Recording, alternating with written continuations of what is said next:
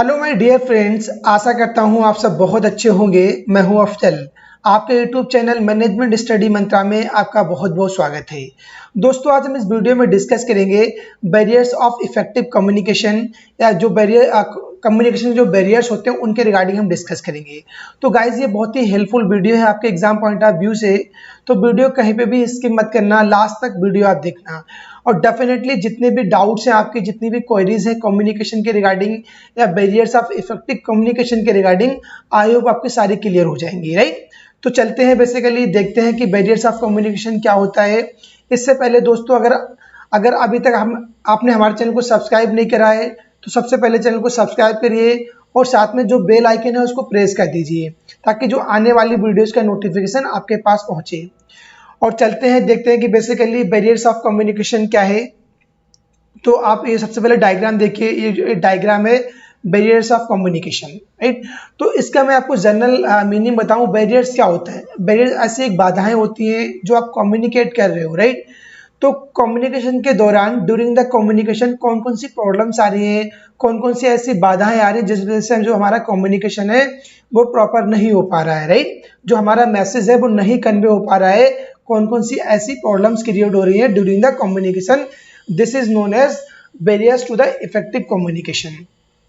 तो जब हम कम्युनिकेट करते हैं किसी पर्सन से, तो हमको ये कंफर्मेशन करना होता है कि हमारा जो बैरियर कम्युनिकेशन है वो एकदम स्मूथली हो रहा नहीं हो रहा है, कहीं पे भी कोई बैरियर्स जनरेट हो रहे हैं।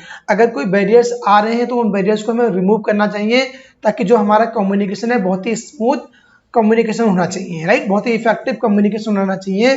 तो बैरियर्स का मीनिंग आप समझ गए होंगे दोस्तों, कि जो बाधाएं होती हैं, जो प्रॉब्लम्स हैं, या जो ऐसी डिस्टर्बेंस आ रही है during the communication, this is known as barriers of communication. अब जो कम्युनिकेशन है वो अलग अलग प्रकार के कम्युनिकेशन हो सकते हैं।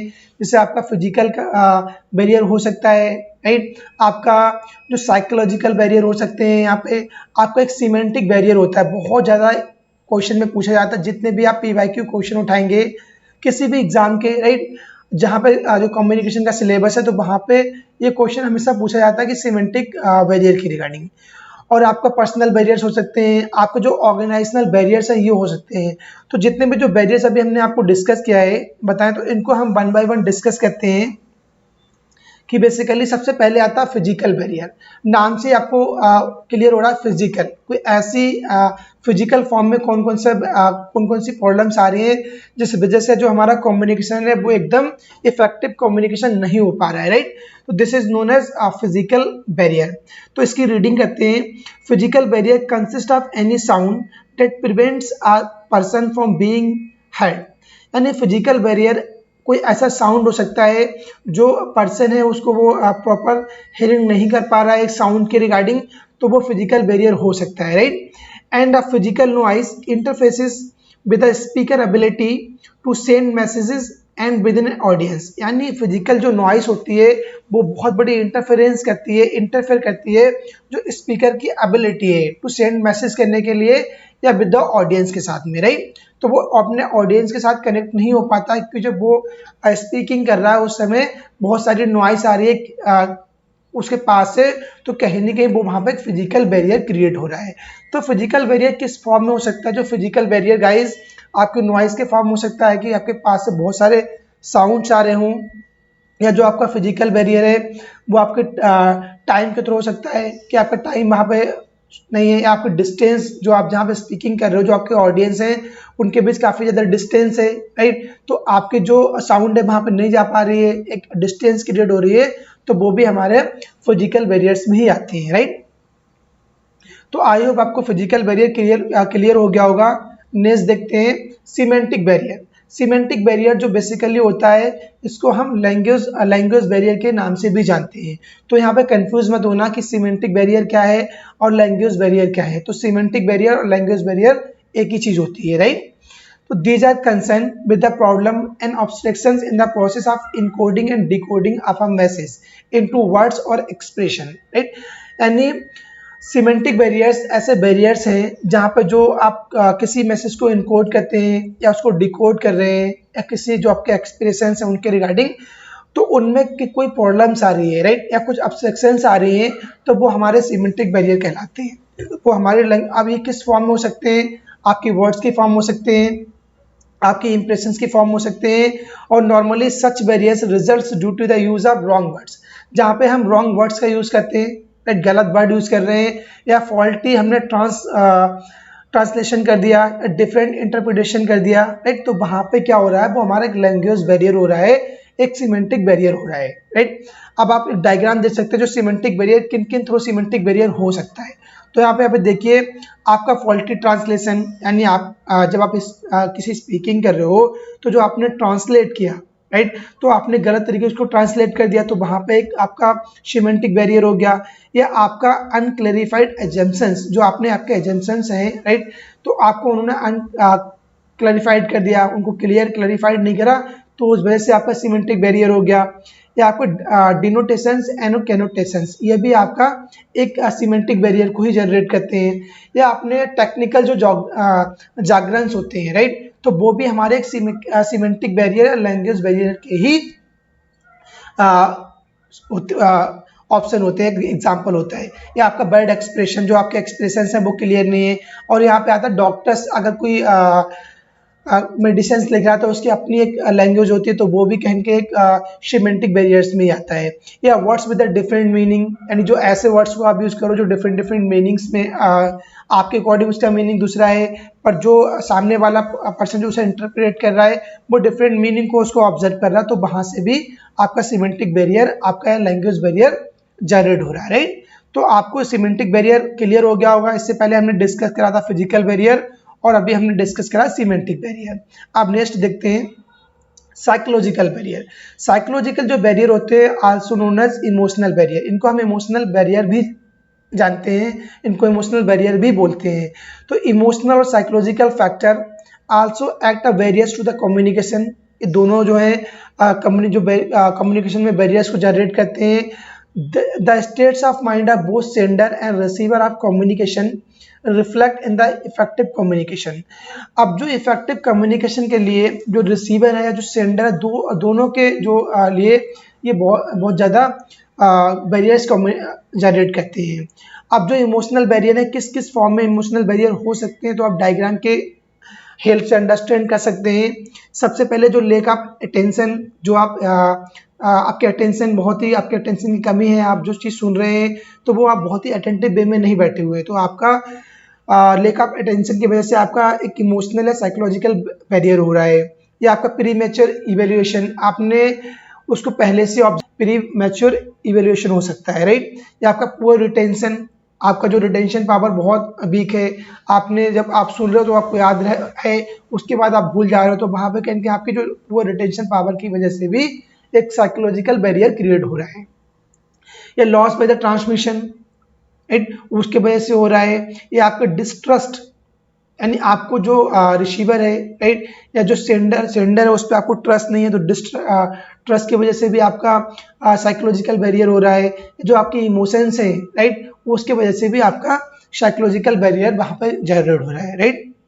तो नेक्स्ट देखते हैं, इसके बाद क्या आता है ऑर्गेनाइजेशनल बैरियर, यानी ऑर्गेनाइजेशनल में कौन कौन से बैरियर होते हैं जिनकी वजह से जो कम्युनिकेशन है वो इफेक्टिव नहीं हो पाता है, right. The factors related to the organisational structure, rules and regulations, authority relationship etcetera में sometime act a barriers to the effective communication, यानी ऑर्गेनाइजेशन में जो रूल्स एंड रेगुलेशंस हैं, जो अथॉरिटी रिलेशनशिप है, उसकी वजह से ऑर्गेनाइजेशनल बैरियर हो रहा है।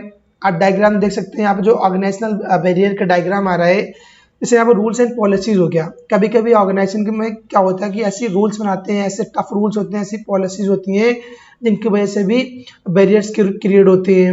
या आपका जो हिरार्किकल पोजीशन है, राइट, वो बहुत ही कहते हैं बहुत ही टफ हिरार्किकल पोजीशन है, बहुत ज़्यादा इन हिरार्किकल वे में है, तो उस वजह से भी बैरियर्स आ रहे हैं। या जो ऑर्गेनाइजेशनल फैसिलिटीज़ है उसके अंदर इतनी अच्छी फैसिलिटीज़ नहीं है, तो उस वजह से भी ऑर्गेनाइजेशनल बैरियर आ रहे हैं। या जो ऑर्गेनाइजेशन की जो स्ट्रक्चर है वो बहुत ही कम्प्लेक्स है, राइट, यानी बहुत ही सिंपल स्ट्रक्चर नहीं है, बहुत ही कॉम्प्लेक्स स्ट्रक्चर है, उस वजह से भी वहाँ पे ऑर्गेनाइजेशन में बहुत सारे बैरियर्स क्रिएट हो रहे हैं, तो उनको हम बोलते हैं ऑर्गेनाइजेशनल बैरियर। तो जो लास्ट वाला आता है यहाँ पे एक पर्सनल बैरियर, तो पर्सनल बैरियर नाम से बताया कि पर्सनल बैरियर, ऐसे बैरियर जो आपके पर्सनली बैरियर हो रहे हैं, तो इसकी रीडिंग करते हैं। The personal factors of both sender and receiver may act as a barrier to effective communication. ये जो सेंडर होता है या रिसीवर होता है, दोनों के जो पर्सनल फैक्टर्स होते हैं, राइट, उस वजह से भी इफेक्टिव कम्युनिकेशन हो सकता है, राइट। तो उस वजह से जो कम्युनिकेशन हो रहा है, if a superior thing that a particular communication में एडवर्सली अफेक्ट हिज अथॉरिटी ही में सप्रेस सच कम्युनिकेशन। अब इसके जो एग्जांपल्स हैं इस डायग्राम की हेल्प से आप अंडरस्टैंड कर सकते हैं कि जो आपकी सिलेक्टिव अटेंशन है, यानी जो बहुत आप जो आपके सामने कोई बोल रहा है, जो आप कम्युनिकेट कर रहे हैं किसी पर्सन से, तो बहुत ही सिलेक्टिव तरीके से उसको आप लिसन कर रहे हैं, यानी जो आप अटेंशन कर रहे हैं बहुत ही सिलेक्टिव, प्रॉपर आपकी अटेंशन नहीं है, तो उस वजह से भी आपका पर्सनल बैरियर्स क्रिएट हो रहा है। या आपकी लेक ऑफ नॉलेज की आप कहीं पे किसी से कम्युनिकेट कर रहे हैं, जो वो आपके सामने स्पीकिंग कर रहा है, जो वे आप कम्युनिकेशन है, तो आपको इतनी नॉलेज नहीं कि आप उसकी जो कम्युनिकेशन है उसको अंडरस्टैंड कर सकें, राइट। तो उस वजह से भी आपकी जो वहाँ पे एक पर्सनल बैरियर क्रिएट हो रहा है। समटाइम हम ऐसे लोगों से बात करते हैं कि जो हमें नॉलेज नहीं होती कि वो क्या कह रहे हैं, तो उस वजह से भी पर्सनल बैरियर क्रिएट हो रहा है।